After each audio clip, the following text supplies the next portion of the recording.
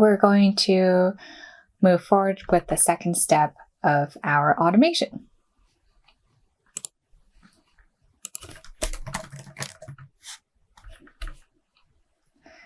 The action itself is going to be a little different this time. We're not going to go directly into creating or updating the record. First, we're going to find the record. You can see there are 3 different types of actions inside of Airtable.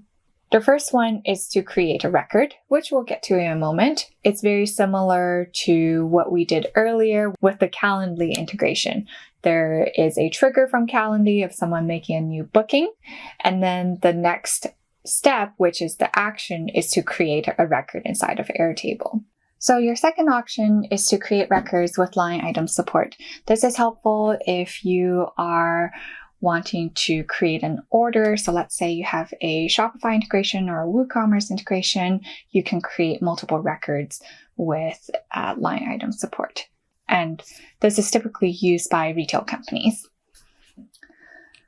The third option is to update a record. So when you update a record, you are changing something about the existing record that's already inside of Airtable. You can also search for records. So you can search for multiple records or you can search for one record. In our case, we're going to be searching for one record. The purpose of setting up this step of the automation is to be able to search for that either the person or the company that has submitted your intake form, and just double check within either your contacts table or your company's table to see if they already exist, because that's going to determine whether you update the contact or you create a new contact if they don't exist yet. So right now, our action is going to be find a record. Once again, you're going to choose your Airtable account.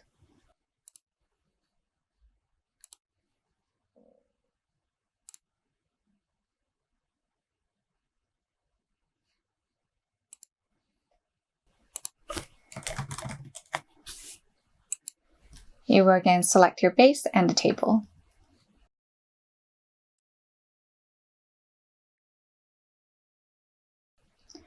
This time, you're going to be searching within the contacts table.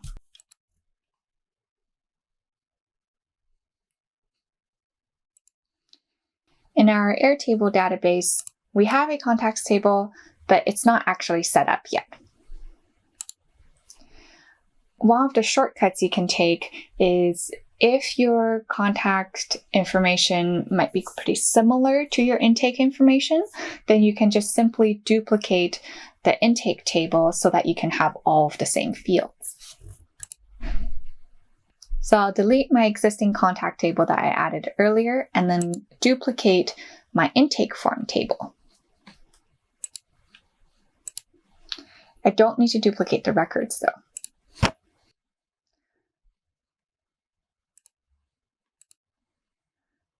I also don't need to duplicate the views.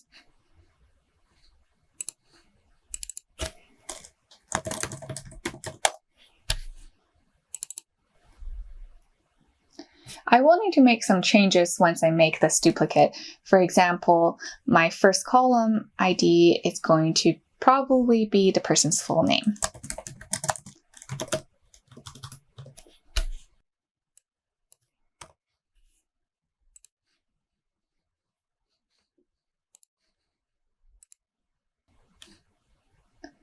I may or may not need this initial inquiry field. For now, we'll keep it, but I can delete the auto number field.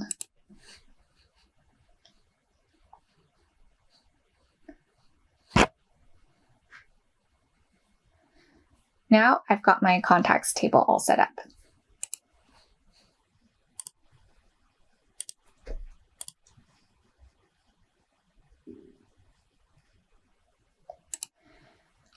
Next, you're going to fill in the search by field. This is the field that is probably the most important in this step. You're deciding which field you want to search and match your records based on. You can search and match based on any of the fields in your table currently. So you can search and match based on first name, last name. You can also match based on multiple fields.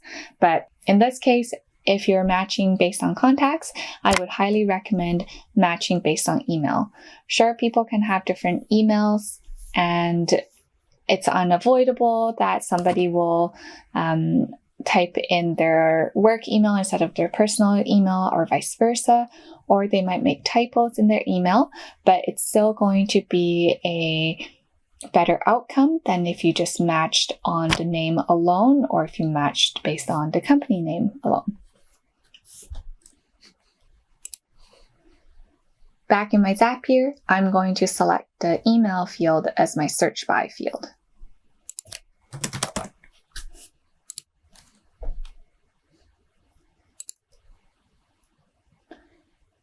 The search value is the value from your trigger record. So that's the email that your customer had submitted to you through the form.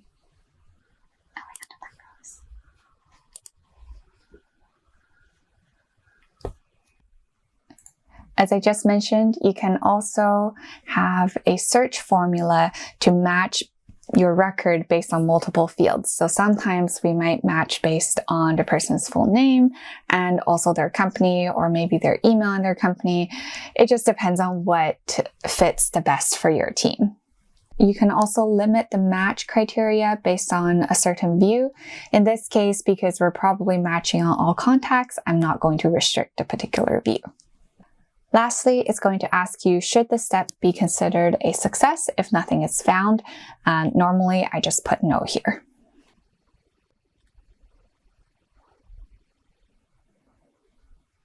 After we've set that up, we'll go ahead and test and review.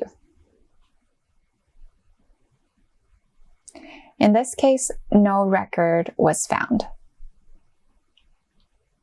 Now, you don't need to be alarmed if there is no record found inside of the Airtable right now. The reason why this is happening is because there's no data in our contacts table. Of course, in this case, we're trying to either create or update a record. So one of the ways we can do this is by creating a record in the search step. When we go back to configuring the search step, you can see that there is a checkbox where you can add in, where you can specify create the Airtable record if none is found. So this is the first method where you can create a record. And often, if there's no other conditions, then we'll simply go with this option because you're trying to search and also create the record at the same time. The mechanics are very similar to our create record back in our Calendly example earlier. You map all the fields that you need to, and then retest the process.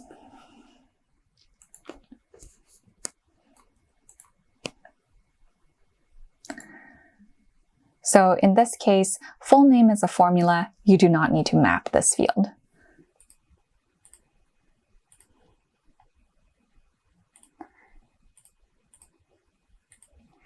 You will want to map as many other fields as you can.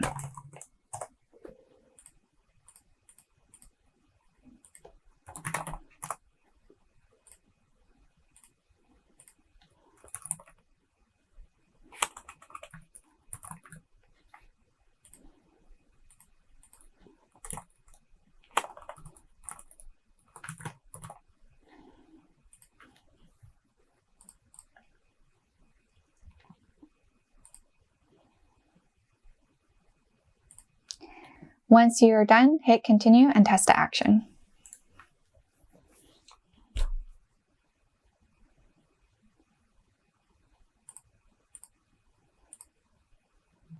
After you've tested the action, you can see that a new record was created in the contacts table. To recap what we've done so far, We submitted an intake form using myself as an example, and our Zapier automation created a record in our contacts table. In your find step, another field to call out is whether the Zap data was found. This is always going to be true or false.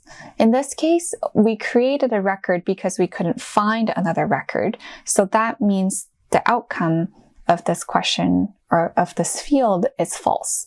If you had found another record, so let me retest and review.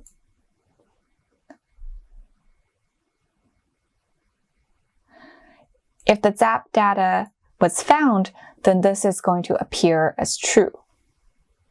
This is an important concept to grasp because you can then build conditional actions on top of whether or not you found a contact.